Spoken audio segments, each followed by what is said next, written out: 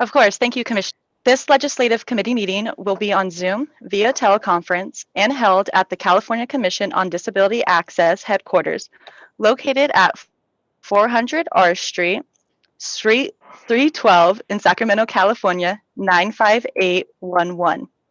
Per Senate Bill 189, the Bagley-King teleconferencing restrictions have been suspended through July 1st, 2023. Therefore, committee members are not required to list their remote locations. Members of the public may participate by Zoom or teleconference from any location. Public comment matters not on this agenda is taken at the beginning of the meeting. Public comment on matters on the agenda will be heard as the commission takes up agenda items for discussion. Public comments are limited to 3 minutes. Speakers who utilize translators to make public comments will be allotted no more than 6 minutes unless they utilize simultaneous translation equipment. CCDA is precluded from discussing matters not on the agenda. However, CCDA members may ask questions for clarification purposes. This meeting is being captioned and recorded. To assist this effort, please state your first and last name each time you speak, and speak loud and clear. The stream text live captioning link has been included in the chat for your use, and staff can provide the link when asked. Public participants can use the raise hand function to alert committee of when they would like to speak. And we will also give the opportunity for public members who have called into the meeting at which they can unmute themselves. If you are attending this meeting via teleconference, please press *6 on your keypad to unmute or to mute yourself. If you would like to alert CCDA, press *9 telephonically to raise your hand, and staff will call on you. To raise your hand, please utilize the following steps if you are using Zoom via web browser. First, click on the icon labeled Reactions in the toolbar on the bottom center of the screen. After clicking reactions, a new window will show on your screen. At the bottom right of the screen, there will be a button labeled Raise Hand. Click on if you're using Zoom via mobile device, click on the 3 sideways dots labeled More. The More option is in the toolbar on the bottom right of the corner. After clicking More, a new window will pop up at the bottom of your screen. Then press Raise Hand. Please remember to mute yourself if you're not speaking in order to reduce noise. If you're having technical issues throughout the meeting and need assistance, please use the chat function to alert CCDA staff or email ccda@dgs.ca.gov. And I'm going to go ahead and pass it back to you, Commissioner Littlebridge. Thank you, Abigail, and well done as always. First of all, I didn't follow our rules. This is Chair Commissioner Littlebridge, and we will move on to agenda item number 1, the roll call, and Abigail will lead us in the roll call. Thank you, Chair Commissioner Littlebridge. First off, we have Chair Commissioner Scott Littlebridge. Here. Commissioner Jacqueline Jackson. Present. Thank you. Commissioner Sarah Ann Shapiro. Present. Thank you. Commissioner Ben Conway. Present. Thank you. And then we have committee member Dan Okenfuss. Present. Awesome, thank you. And with that, Chair Commissioner Littlebridge, we do have quorum. Great. Are there any members of the public in this meeting who would like to identify themselves? You can do so now. Yeah, Bill Zellmer from Sutter Health, just listening in. Thank you. Welcome, Bill.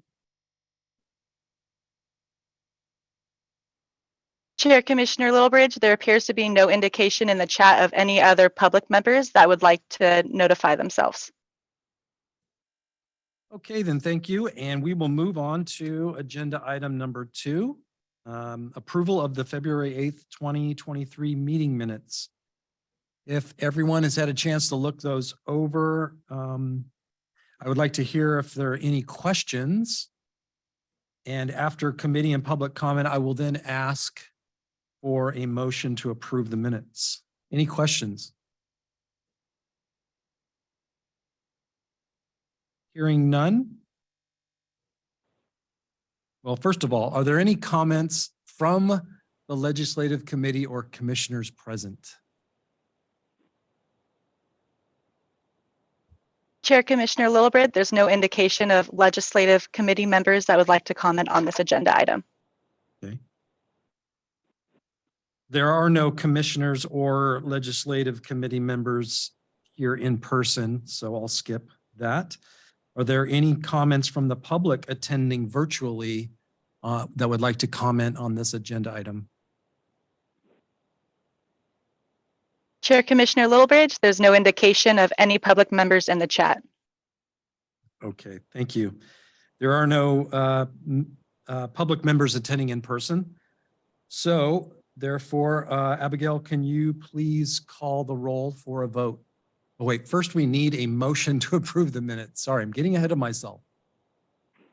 Commissioner Ben Conway, I so move. Commissioner Jacqueline Jackson, I second. Excellent, thank you. Now, Abigail, can you call the roll for a vote, please? Certainly. First off, we have Commissioner Ben Conway.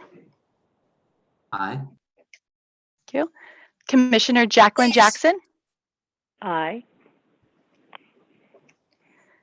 Committee Member Dan Okenfuss. Aye. Thank you. Commissioner Sarah Ann Shapiro. Aye. Thank you. And then Chair Commissioner Littlebridge. Aye. Thank you, Chair Commissioner Littlebridge. All CCDA Commissioner and committee member votes have been noted and the motion carries. Great, thank you. So moving on to item number 3, comments from the public on issues that are not on this agenda today. Are there any comments from the public on that are not on the agenda? First, are there any comments from the public attending virtually on this agenda item? Chair Commissioner Littlebridge, there appears to be no indication in the chat of any public members that would like to speak on the agenda item.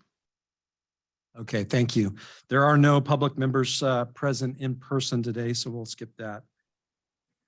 Are there any further comments? Well, there is no further comments, so we'll move on to agenda item number 4, and that is CCDA's new commissioner, Sarah Shapiro. Sarah Ann, excuse me, Sarah Ann. I am just on my game today. So Commissioner Shapiro, I'd like to welcome you not only to the commission, but on this committee. You have a very impressive career resume. And without further ado, I think Phil, our operations manager, Phil McFall, is going to actually introduce you more properly right now. So I'll hand the mic over to Phil. Thank you, Chair Commissioner Lillibridge. And hello, everyone. This is Operations Manager Phil McFall. And I want to introduce you to you today, Commissioner Sarah Ann Shapiro. Commissioner Sarah Ann Shapiro is Special Counsel at Paul & McKay, a professional law corporation, and concentrates her practice in the area of commercial real estate, representing clients in transactions and litigation. She received her bachelor's degree in biology and political science from the University of California at Riverside in 1988, and her Juris Doctor from Santa Clara University in 1991. Commissioner Shapiro is active with the Building Owners and Managers Association, BOMA, at the state and local levels, and is a member of Commercial Real Estate Women, CREW, Silicon Valley. Commissioner Shapiro is also serving as Director of the Real Estate Center and Professor in Residence of Real Estate at Menlo College. In that role, she enjoys teaching the next generation of real estate professionals and connecting college students in Menlo College to the real estate industry. Commissioner Shapiro is the CBPA appointee to the commission. And with that, I'd like to turn it over to Executive Director Dawson for further comment. Thanks, Phil. I just want to echo the comments. This is April, made by Chair Commissioner Lillibridge and Phil, to welcome Commissioner Shapiro to the Commission on Disability Access. I'm really excited to be working with you. And I've really enjoyed the last few conversations that we've had. You've just jumped right in and given your expertise and your passion and just your personal and professional background and just commitment to access and fairness is really inspiring. And I'm really excited about all that we'll do together on the commission. So thank you. And we're really excited to have you on board. And with that, I'll turn it back to Chair Commissioner Lillibridge. Thank you. And once again, very glad to have you, Commissioner Shapiro. Looking forward to working with you. So welcome aboard. Thank you so much. I'm looking forward to working both with the commission as a whole and particularly on this committee. I've been involved in legislation relating to disability access now for decades, both in Sacramento and in Washington, D.C. And I'm really looking forward to seeing what we can do together to increase access and fairness. So thank you so much for the warm welcome. Excellent. I'm really looking forward to learning a lot from you. So again, thank you and welcome aboard. With that, there are no members of the public or commissioners present. So I'm going to ask if there are any comments or questions from our commissioners or committee members that are attending virtually. Hey, Commissioner Ben Conway, I believe we met in mid-April at the LA-based meeting, but just in case, I wanted to welcome you again. We did, and thank you.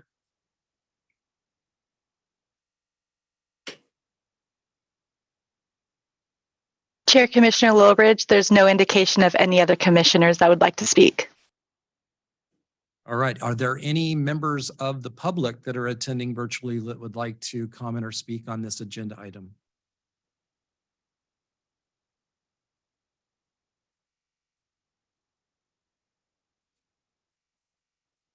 Chair Commissioner Lillibridge, there is no indication in the chat. Okay, then we'll move on to agenda item number 5, and that is the Administrative Order 22-XX, which is Legislative Communications Policy. And I will hand the mic over to our Executive Director, April Dawson, for that report. Thank you, Chair Commissioner Lillibridge. This is Executive Director April Dawson. And what you have on the screen is a copy of the administrative order. There's no visuals. It's just the copy of the policy. And what I'll do is I'll just share a little bit about the background of how this policy came to be and where we are with the status with that. So when I first came on board, there was a conversation about, what the legislative committee's purpose is, and also as a whole, what the purview of the commission is as it relates to assisting the legislature with understanding the commission's role. And there was a desire amongst the commissioners that was clearly stated to me that the commission would like to be a technical assistance advisor to the legislature. And so, and prior to my arrival, when Angela Jamot was still the executive director, there was a pending administrative order that would lay down the roles and responsibilities and the way in which CCDA would communicate with the state legislature and make sure there was no confusion, and also to make sure that we were providing appropriate technical assistance through the correct channels. And so I'm happy to report that the administrative order, I was able to locate the most recent draft, and we've spent the last couple of weeks reviewing it, and I sent it over for my signature, and it's going to now go through signatures up to the Department of General Services director level. And once it's all signed off on with everyone, it'll be effectuated. And essentially what it states is that the CCDA will communicate anytime the CCDA is asked about pending legislation or current legislation. We work with Karina Roy, who's on this call from the Legislative Affairs Office. And anytime we have a request for a meeting from a legislator or their staff, we let Karina know. And then Karina and I, as the executive director of CCDA, work together to coordinate that meeting. And we give technical assistance to the legislative official or their staff. We are not able to take positions as a commission on pending legislation, but we are able to educate the legislature about the impact of that legislation on our stakeholders and help clarify to the commission, to the legislature about how any pending legislation might affect the work of CCDA or the impact of its work on our stakeholders. And also to give technical assistance about, things related to alleged construction-related disability claims and things like that and business access compliance that's related to our purview. However, if we are contacted by one of our legislative ex officio members and they have just general questions about, how the commission runs and how to come to the meetings, how to participate, then I'm able as the executive director to take that meeting and just speak very generally about what we do. And so this clarifies everything. Everyone will know what their roles and responsibilities are in communicating with the legislature. And what I'm really excited about is that I know that the legislative committee, as well as the commission as a whole, has expressed interest in making sure that the legislature is educated on what we do and that we can be a partner for them from a technical perspective about disability access compliance.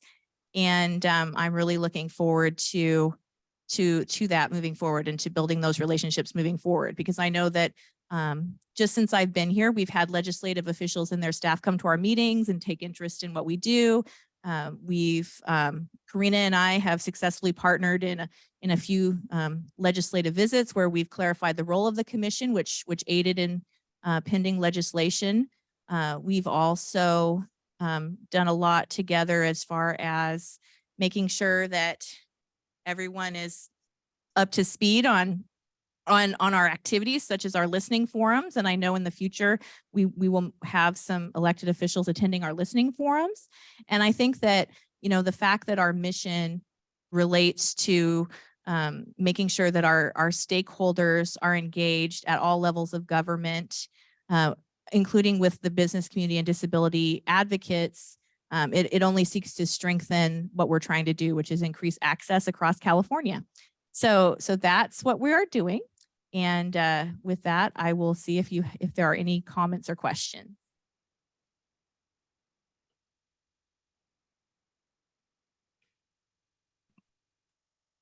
Commissioner Lillibridge, are you any comments or questions from any of the commissioners that are attending virtually? This is Commissioner Shapiro. I wanted to ask, just to make sure I'm understanding, this is relating to official communications from our commission or as commissioners to the legislators on various items. Is that right? That this is about official communications that come from the committee or speaking as a commissioner? Yes, that's correct. Thank you for clarifying that, Commissioner Shapiro. Thank you.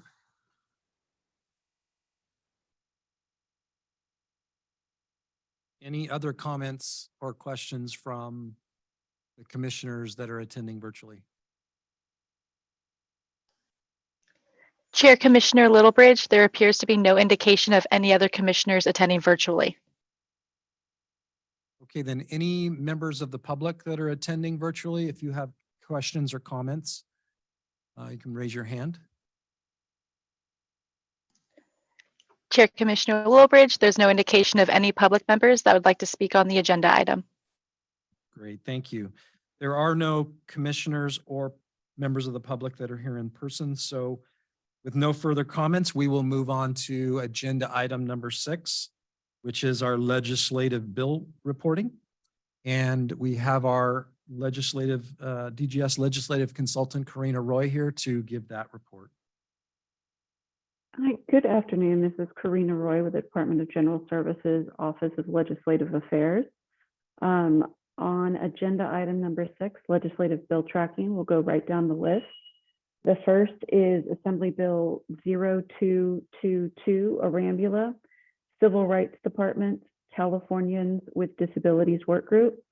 This bill would require the Civil Rights Department under the Business Consumers Services and Housing Agency to convene a work group to make recommendations to the legislature regarding accessibility and anti-discrimination laws related to workforce and employment for people with disabilities. CCDA was named as one of the participants in this work group. However, this bill has failed to pass the first house, so it's now a 2-year bill, and it will no longer be moving in 2023. It could be picked up again next year, beginning in January 2024. After that, we've got AB 410 by Joan Sawyer, shared mobility devices. This requires a shared mobility service provider to affix to each shared mobility device, such as scooters, bicycles, etc., an accessible displayed tactile sign containing raised characters and braille. The sign should consist of at least the company name and phone number and be visible from a distance of 5 feet. These requirements would become operative January 1st, 2024. This bill is currently referred to the Senate Judiciary Committee pending hearing. Next up, we have Senate Bill 544 by Senator Laird. This is regarding the Bagley-Keene Open Meeting Act and teleconferencing. So this bill is basically seeking to make permanent some of the things in the executive order and updating the Bagley-Keene statute in general. So it would permanently remove certain teleconference requirements, such as the requirement to have an agenda posted at each teleconference location and identifying each location in the meeting notice, and that each location be made accessible to the public. Those would be deleted requirements. This would continue to require at least one physical address for the public to access and participate in person, and it would require a member of the state body or staff to be physically present at that one location. It would continue to require a state body provide teleconference access to a meeting and allow participants to address the state body directly via teleconference or in person. It would also, among other things, require that the state body develop a procedure for swiftly receiving and resolving any requests for reasonable accommodation from individuals with disabilities. This bill has passed the first house and it has been referred to the Assembly Committee on Governmental Organization and is pending hearing. Next up, we have Senate Bill 585 by Senator Nilo. This concerns construction-related accessibility claims. This bill would prohibit a construction-related accessibility claim from being initiated in a legal proceeding against a small business defendant, that's someone who employs 50 or fewer employees, until that defendant has been served with a letter that specifies each alleged violation of an accessibility standard and gives that defendant 120 days to correct the alleged violation. The bill would also provide that a defendant is not liable for damages, plaintiff's attorney's fees, or costs for an alleged violation if that violation has been corrected within 120 days of service. The bill would also prohibit a plaintiff from avoiding these notice and opportunity to correct provisions and the liability limitations by claiming that they're seeking general discrimination damages based on a violation of the ADA if the underlying claim is based on a defendant's failure to comply with physical access standards under California law. This bill is awaiting committee assignment in the Assembly. SB 748 by Senator Ross is regarding disability access and information and local government notice. This bill requires local jurisdictions to provide notice to an applicant for a new or renewed business license or equivalent instrument or permit that they may be subject to liability for failure to meet state and federal disability access laws, as well as notification on information on how to apply for a CASP inspection. This bill is also pending in the Assembly Appropriations Committee. AB 0950 by Mindshine This is regarding internet website. This would have created a claim for statutory damages if an entity's website is inaccessible and that entity failed to provide a plaintiff with an equally effective communication or facilitate full and equal enjoyment of the entity's goods and services offered to the public. The bill would have directed CCDA to review access standards for websites and notify the legislature within 30 days of determining if those standards set forth in the statute were no longer the most up-to-date standards for effective communication by means of a website. However, this bill is now a 2-year bill, so it will not be moving forward. The earliest it could be picked up again would be January of 2024. Next up, we have Assembly Bill 1163 by Rivas. This is the LGBT Disparities Reduction Act. This bill would require specified state agencies, including CCDA, to abide by the LGBT Disparities Reduction Act, which would require in part that in the course and scope of collecting demographic data directly or by contract as to ancestry or ethnic origin of Californians, that they would also collect voluntary self-identification information pertaining to sexual orientation and gender identity. This bill is awaiting committee assignment in the Senate. And finally, we have Assembly Bill 1404 by Assemblymember Carrillo. Again, this is related to internet website-related accessibility claims.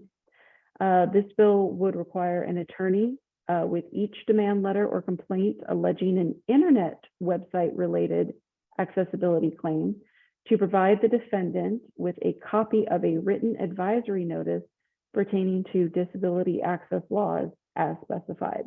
This bill is awaiting hearing in the Senate Judiciary Committee. And that is all we have on item number 6. Great, thank you, Karina. First of all, I'd like to ask any of the commissioners that are attending virtually and committee members if you have any comments or questions with regards to this agenda item.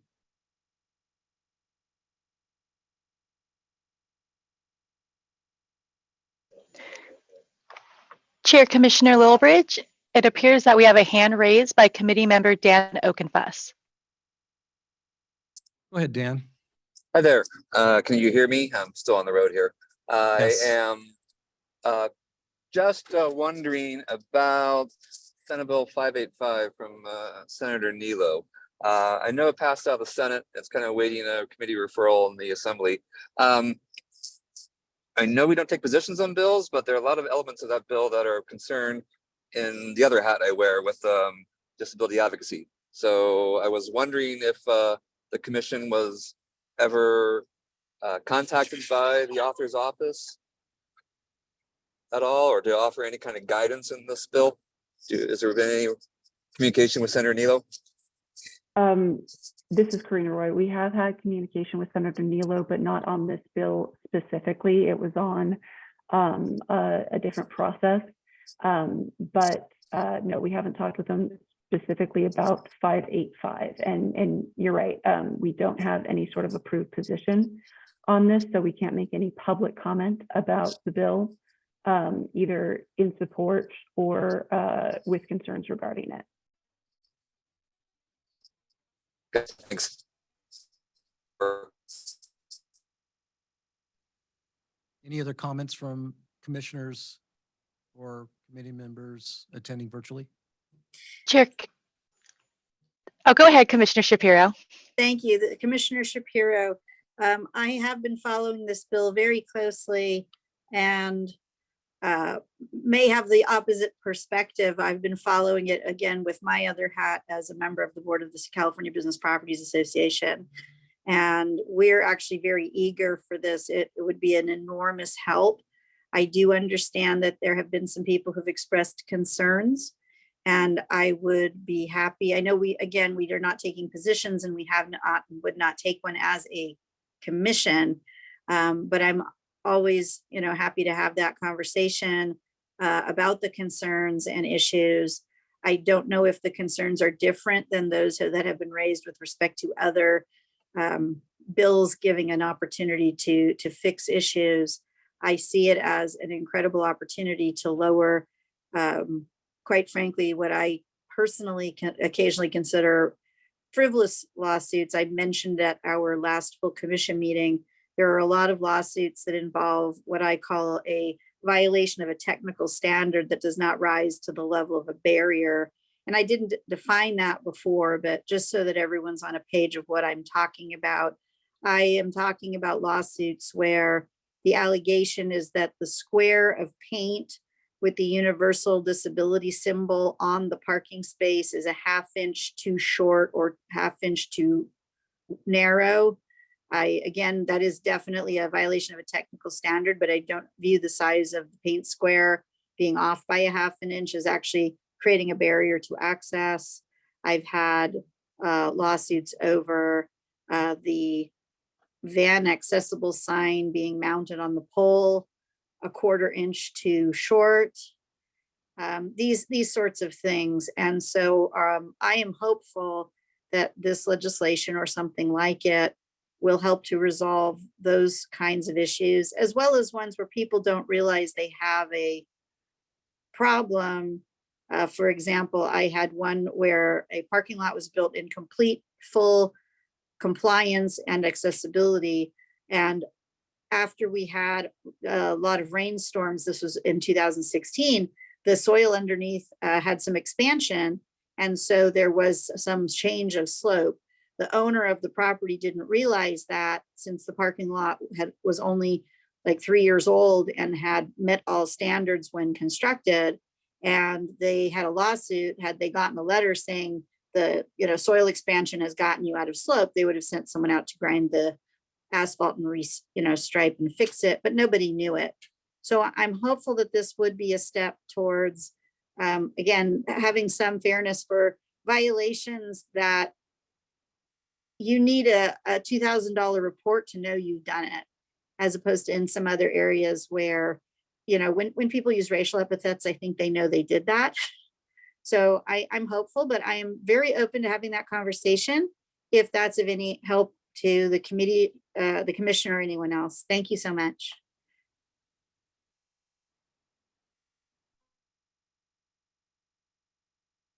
Thank you, Commissioner Shapiro. Are there any other comments, questions by the commissioners or committee members attending virtually?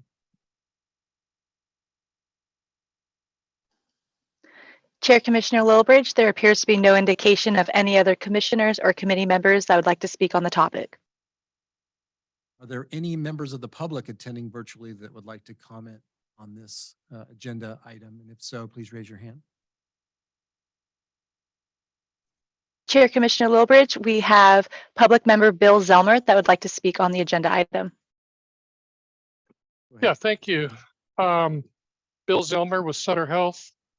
This is really a question. One of the bills, and I don't remember which one it was that was shown, referenced putting Braille on scooters and vehicles. And I guess I wanted some clarification of what that was.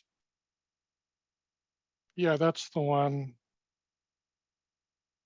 My concern in general, without reading through that, is that Braille is only effective where you put it in a place that's predictable so that people know to feel for it. And I wanted to make sure that this makes sense. Mr.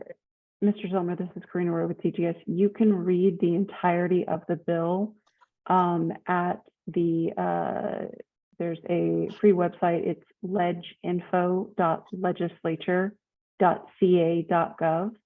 I'm not sure if Abigail or someone can put that link in the chat, but you can go to that website and you can put in AB 410, and you'll be able to read the entirety of that bill along with a handy sort of digest explainer and analyses done by the committees. And that way you can look at the bill and see exactly what it says. And then you could also get contact information if you wanted to talk with committee members or the author's office about any concerns that you had. Great. Thank you so much. Really appreciate that. Mhm.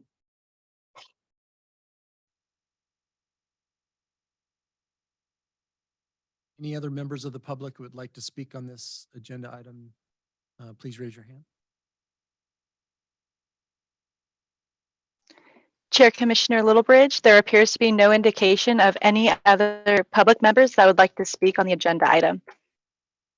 Thank you. Then we'll move on to agenda item number 7. That is CCDA response to Assembly Bill 2917, disability access, internet websites, parking lots, and exterior paths of travel. And I'll turn the microphone over to our Executive Director, April Dawson, for that. Thank you, Chair Commissioner Lillibridge. This is April. And I just wanted to talk about how CCDA is continuing to comply with AB 2917, which passed in last session and went into effect on January 1st of 2023. And for those of you who are new voices in the room, there were a couple of things that that bill requires us to do. The first is to create an accessible parking campaign toolkit, which also covers exterior passive travel, to educate different stakeholder groups and industry groups on how to make their parking lots accessible to people with disabilities, as well as create either modules or an accessibility toolkit for websites, and also would require us, or is requiring us, to update our legal portal to make sure that our legal portal captures alleged disability access violations related to websites, and then we will start tracking those alleged violations. And in a similar way that we do with the alleged construction-related disability access violations in the portal, we report those. We will report the alleged website access violations to the California State Legislature every year. We'll do our top 10 list of the top 10 disability alleged violations that are website related, and we'll conduct education and outreach to the business community on the guidance available, particularly through the WCAG, to help business owners understand how to comply with that and make sure that their websites are accessible to people with disabilities. I can share that for our accessible parking campaign toolkit, the final draft was submitted to the Division of the State Architect in December, and the state architect, I declare, sent back her edits. And so we are in the editing phase, getting some assistance with graphic design and editing through our real estate services division. So we're utilizing some interdepartmental services within Department of General Services to incorporate some edits and do some graphic design work to the final documents. There was a construction industry toolkit created, as well as a business owners and operators toolkit created. And so as soon as those are finalized, the edits should be finalized by September. And then we will take it back to our stakeholder groups for some final comments. And then we will put it through our Department of General Services approval process, which means we'll send it to our the deputy director in the division that we're in, the Office of Public Affairs, as well as the Division of the State Architect, to get final approval. And my hope is that by the October commission meeting, we'll be able to approve those 2 documents, and then they'll go out to market, and we will enter the outreach phase of the accessible parking campaign.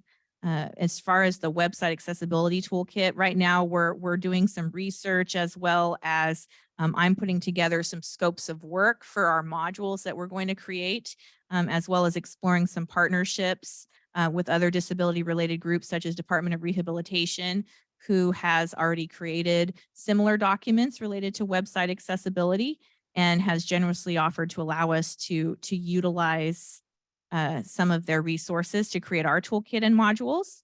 We also, as part of that law, have been updating our website so that our resources page has website accessibility do's and don'ts and one pagers and guidelines from other organizations who have already done this work. So we're not reinventing the wheel, and we are a clearinghouse for information. And as far as our legal portal upgrades, I've been sharing that we did submit a patch to our partner that maintains our portal, and to add website accessibility alleged violation dropdown so that attorneys can more specifically not just do a catch-all website accessibility alleged violation, but actually be able to state sort of the nuances of the complaint. That way we can capture the data and be able to better educate the businesses about what the trends are.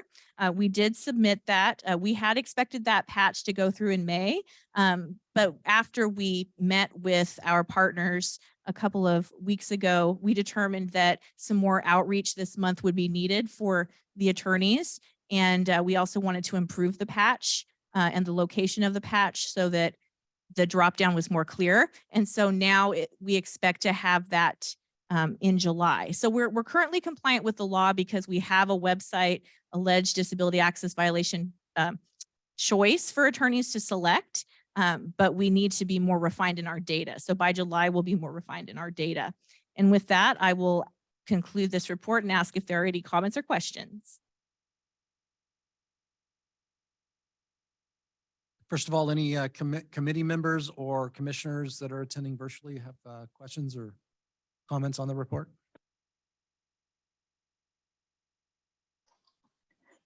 Chair Commissioner Littlebridge, there appears to be no indication of any commissioners that would like to speak on the agenda item. Thank you. Any members of the public attending virtually that would like to ask a question or comment on this report? Chair Commissioner Littlebridge, there appears to be no public members that would like to speak on the agenda item. Great. So we will now move on to agenda item 8, and that is a report on our 2023 listening forums. And I will turn it back over to our Executive Director. Thank you, Chair Commissioner Littlebridge. This is Executive Director April Dawson, and I'm excited to talk about our listening forums. So a few of you may remember, and for those of you who are new voices, I'll talk a little bit about the listening forums. Prior to COVID, one of the things that CCDA was known for was convening stakeholders across the state of California, business leaders, people with disabilities, those in all levels of government, and nonprofit partners to come together to talk about issues related to disability access compliance, particularly in the arena of places of public accommodations, or also known as private businesses.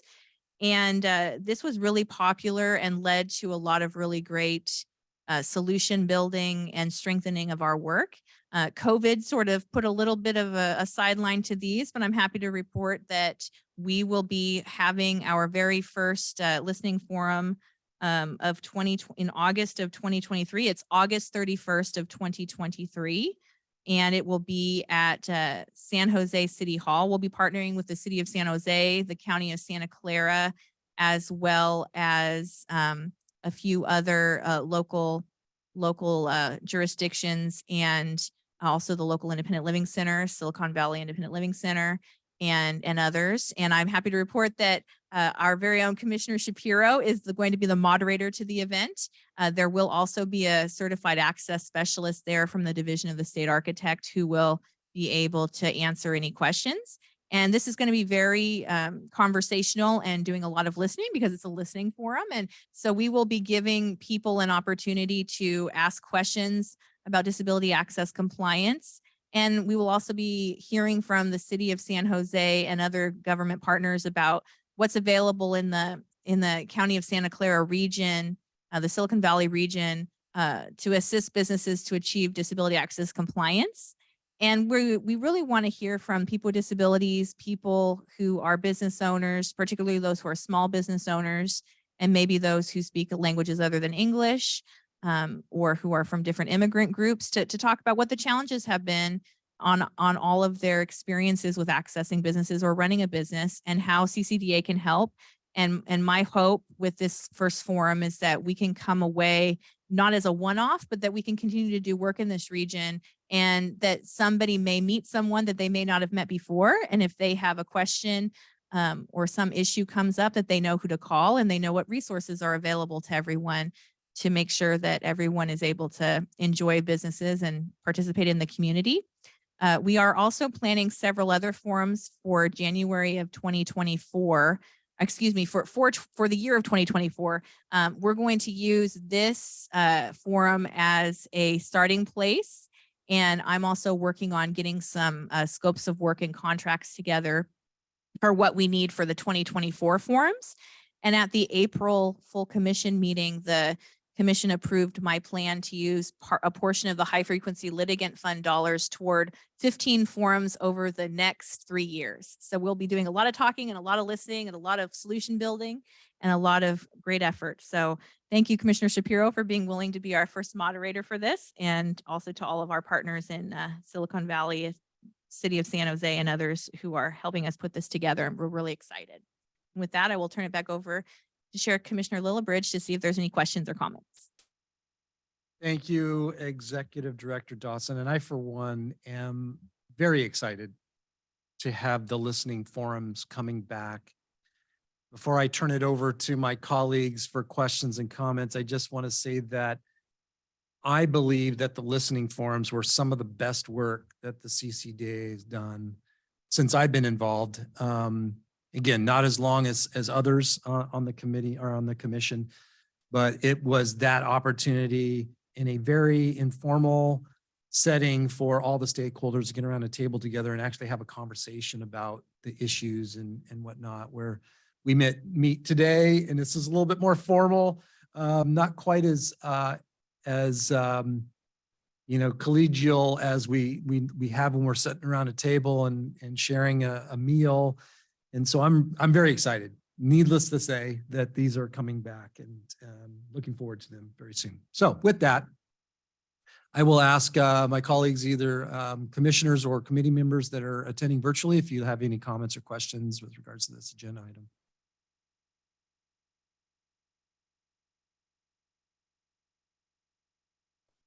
Chair Commissioner Lillibridge, there appears to be no indication of any commissioners or committee members that would like to comment on the agenda item.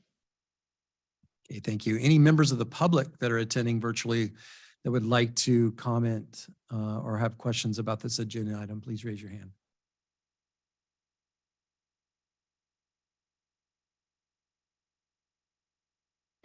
Chair Commissioner Lillibridge, there's no indication of any public members that would like to comment on this agenda item.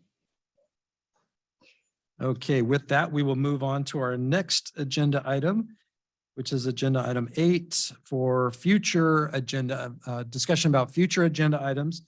As a reminder, the next legislative committee meeting is scheduled for 1:30 p.m. on Wednesday, September 6, 2023. Additionally, our next full commission meeting will be held on Wednesday, July 26, 2023 from 10 a.m. to 4 p.m. here in Sacramento, California at 400 R Street, Suite 312. So with that, does anybody on the commission or any commissioners or committee members have suggestions for future agenda items?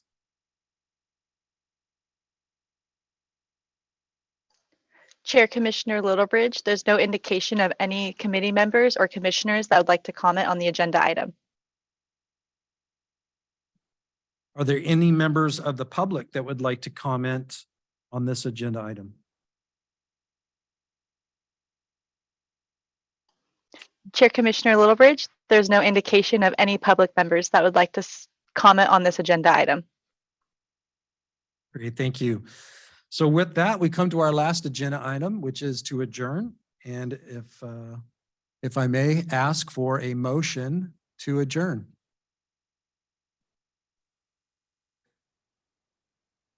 Commissioner Shapiro, I move we adjourn. Commissioner Conway, second. Thank you. And with that, Abigail, can you call the roll for a vote, please? Of course, I'll go ahead. First, we have Commissioner Ben Conway. Thank you.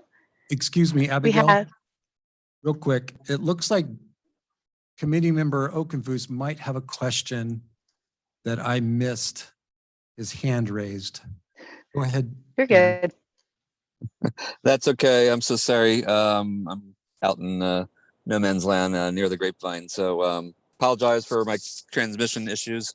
But yeah, I am just letting you know I'm back and able to vote in any measures that were voted on that you needed me to do. But if not, I'll just second the adjournment. Okay, great. Go ahead. Go ahead, Abigail. Thank you, Dan. Awesome. All right, I'll pick up with Commissioner Jacqueline Jackson. Aye. Thank you. Committee member Dan Okenfuss. Aye. Awesome. Thank you. Commissioner Sarah Ann Shapiro. Aye. Thank you. And then Chair Commissioner Scott Littlebridge. Aye. Thank you. Thank you all. Chair Commissioner, oh, you're good. Thank you all. Hope to see you next time. Excellent meeting. Thank you, staff, for all that you do. Aye. Thank Second. you to all the Thank CCDA you. staff. And thank you, everybody. Have a great day. Day.